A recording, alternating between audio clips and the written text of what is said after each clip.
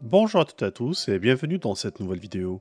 Aujourd'hui, on va découvrir ensemble certaines nouveautés ou options cachées qui ont été ajoutées avec le iOS 18, la nouvelle mise à jour de l'iPhone. Et ces options, ils ont passé inaperçus car ils n'ont pas été publicités par Apple. Cependant, vous allez découvrir que ce sont des options qui peuvent s'avérer très intéressantes au quotidien. Alors, restez à l'affût pour découvrir tous les détails. Allons-y tout de suite avec la première option. Pour la retrouver, on va aller sur téléphone. Puis ici, vous allez constater qu'il y a un changement au niveau du clavier. Maintenant, on a ce qu'on appelle la saisie intuitive T9 ou simplement la prédiction T9. Pour ceux qui ne le savent pas, cela fait référence à une méthode de saisie qui permet de prédire ce que l'utilisateur souhaite composer comme numéro de téléphone en se basant sur les fameux caractères ou lettres alphabet qui sont maintenant disponibles sur le clavier. Comme vous pouvez le constater, chaque numéro est associé à plusieurs lettres et cela nous permet rapidement de pouvoir aller chercher le numéro souhaité. Pour mieux comprendre l'utilité de cette option, je vais me rendre à mes contacts et j'en ai créé un en particulier, c'est celui-ci, Contact Test. Donc maintenant, si jamais je veux composer son numéro de téléphone, je vais tout simplement appuyer sur numéro 2 pour le C, le numéro 6 pour le O, puis encore une fois, le numéro 6 pour le N. Et vous constatez que automatiquement, j'ai Contact Text qui a été ajouté. Il suffit après d'appuyer sur le bouton, puis de composer le numéro de téléphone. Un moyen rapide et qui nous permet d'atteindre directement le numéro concerné. Allons-y maintenant avec un second exemple. Et cette fois-ci, je vais appuyer sur 3, 3, puis 7. Et comme vous pouvez le constater, il y a plusieurs contacts qui correspondent à cette prédiction en appuyant sur 4 autres. Et ici, je vais avoir la liste des contacts qui a été filtrée grâce à la saisie intuitive T9. Restons sur téléphone, mais cette fois-ci, je vais me diriger vers récent pour vous montrer une autre amélioration qui est passée inaperçue. Cette fois-ci, vous allez constater qu'on a une zone de recherche. Elle existait avant, cependant maintenant, cette zone de recherche est beaucoup plus pratique à utiliser, car en plus de pouvoir l'utiliser pour faire un filtre des appels récents, en utilisant par exemple un numéro de téléphone, ou même en utilisant un nom, maintenant ce qui est nouveau, c'est qu'on peut utiliser aussi un filtre de date. Exemple, j'aimerais avoir les appels que j'ai reçus ou que j'ai composés en mois de juin, donc il suffit de taper juin, puis là, vous constatez qu'il va m'afficher seulement les appels qui ont été reçus ou passés pendant cette date. Comme vous le savez, sur l'iPhone, on a la possibilité de pouvoir créer nos propres raccourcis grâce à l'option raccourci qui est déjà disponible. Cette dernière application nous permet de pouvoir personnaliser encore plus notre expérience sur l'iPhone. Mais ce qui est nouveau maintenant, c'est qu'on est en mesure de pouvoir créer des raccourcis vocaux. Pour retrouver cette option-là, on va aller directement dans Réglages, chercher l'option Accessibilité, puis descendez plus bas pour retrouver l'option qui se nomme Raccourcis vocaux. Ici, vous allez retrouver l'option Configurer les raccourcis vocaux, appuyez dessus, puis après ça, validez avec le bouton Continuer. Sur cet écran, vous pouvez choisir l'action que vous voulez lancer avec le raccourci vocal. Exemple, j'aimerais lancer la lampe de poche. Ici, vous allez nommer ce raccourci-là, donc je vais l'appeler lampe. Quand vous allez appuyer sur le bouton Accéder, vous devez confirmer l'expression vocale en la prononçant 3 fois. Lampe, lampe, lampe. Et là, le raccourci clavier est prêt à être utilisé. Donc, en revenant sur l'écran d'accueil, puis en prononçant le raccourci clavier, ce dernier devrait fonctionner automatiquement. Là, vous constatez que ma lampe est éteinte. Lampe. Puis là, elle vient d'être allumée automatiquement, tout simplement en prononçant le raccourci. Je vais voir, est-ce que maintenant je serai en mesure de l'éteindre en prononçant le même raccourci, lampe. Et là, vous constatez que en prononçant le raccourci encore une autre fois, le raccourci vocal, ça a permis de l'éteindre automatiquement. Vous avez aussi constaté que je peux prononcer le mot dans une phrase, comme c'est le cas pour une lampe, sans aucun problème, puis cela ne lance pas le raccourci d'une manière qui est directe. Il faudra vraiment qu'il soit prononcé individuellement pour qu'il puisse agir. Je l'ai essayé avec d'autres raccourcis vocaux, comme caméra, qui permet de lancer la caméra avant directement, ou par exemple une option d'accessibilité comme loop,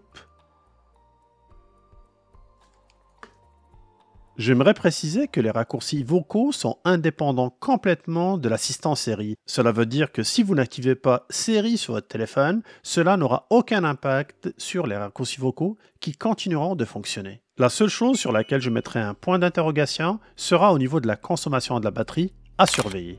La calculatrice, elle aussi, a eu un lot intéressant de modifications. Donc, en arrivant sur ma calculatrice, la première chose que vous allez constater, c'est que, premièrement, il y a une petite modification au niveau de l'historique.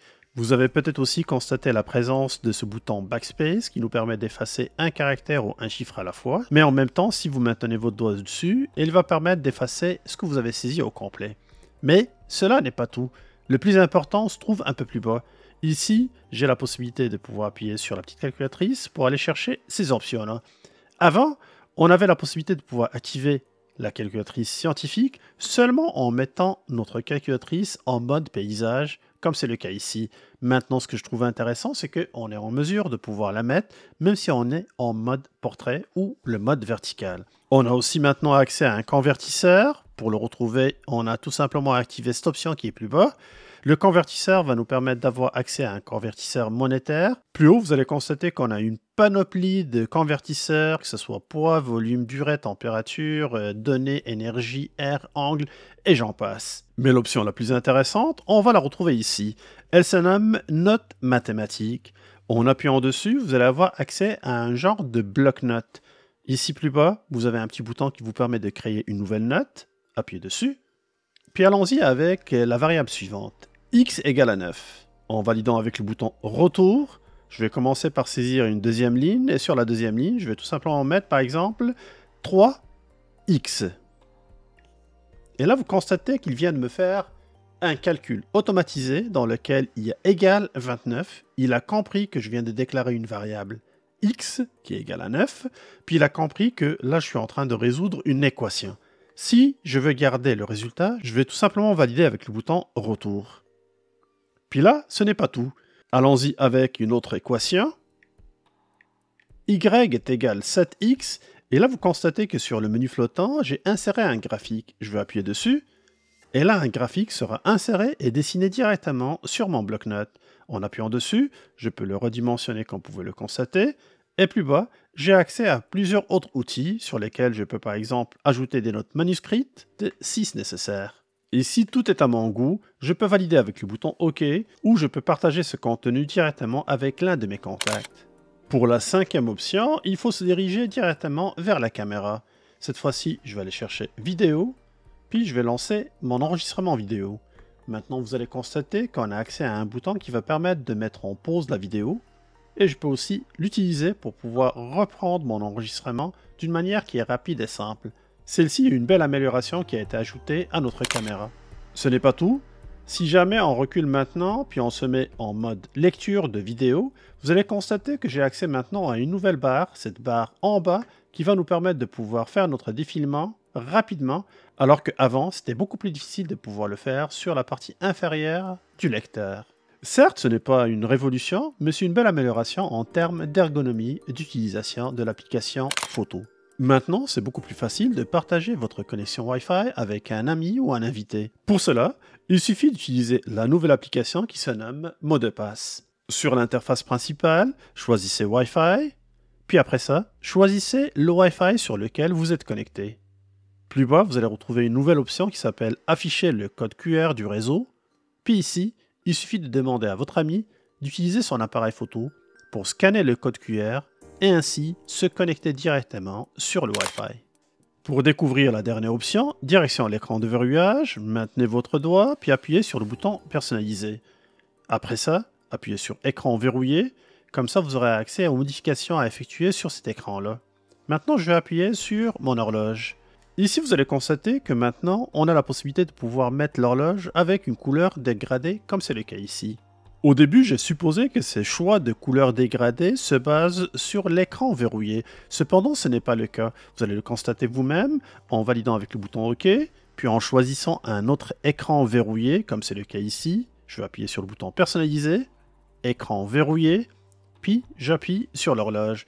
Vous allez constater que maintenant, j'ai exactement le même dégradé. Ça se mariait très bien avec l'écran précédent, mais par contre, avec celui-ci, on s'entend que la couleur est complètement hors sujet. Donc l'idée était bonne initialement, mais j'aurais bien aimé que le dégradé s'adapte automatiquement aux couleurs d'arrière-plan. D'ailleurs, dans l'iOS 18, continuons notre exploration. Ici, si je choisis par exemple cet arrière-plan, puis je le personnalise, encore une fois, écran verrouillé, puis l'horloge, vous allez constater qu'on a accès maintenant à ce nouveau bouton sous forme d'étoile. En appuyant dessus, ce dernier-là va s'adapter automatiquement à la couleur d'arrière-plan, mais c'est une couleur qui est unique et non un dégradé. D'ailleurs, en choisissant une autre planète, comme c'est le cas ici, Vénus, j'appuie sur l'horloge, puis je m'en vais encore sur le premier choix que j'ai ici, l'étoile. Vous allez constater qu'il va automatiquement adapter la couleur, encore une fois, une couleur unie par rapport à la couleur de la planète. Ça serait génial que Apple pense à fusionner les deux idées en utilisant l'option d'adaptation de couleur ainsi que l'option de dégradé, ce qui permettra de donner encore plus de choix de personnalisation pour notre écran verrouillé. Voilà, j'espère que vous avez apprécié ces 8 options cachées qui ont été ajoutées avec iOS 18 et qui ont passé inaperçues. Mais par contre, si vous voulez explorer encore plus en profondeur le iOS 18, je vous invite à regarder cette vidéo qui en parle en détail. Sinon, vous pouvez encore voir la liste complète de toutes les vidéos qui ont été créées sur le iOS. Merci encore pour votre attention, puis à plus.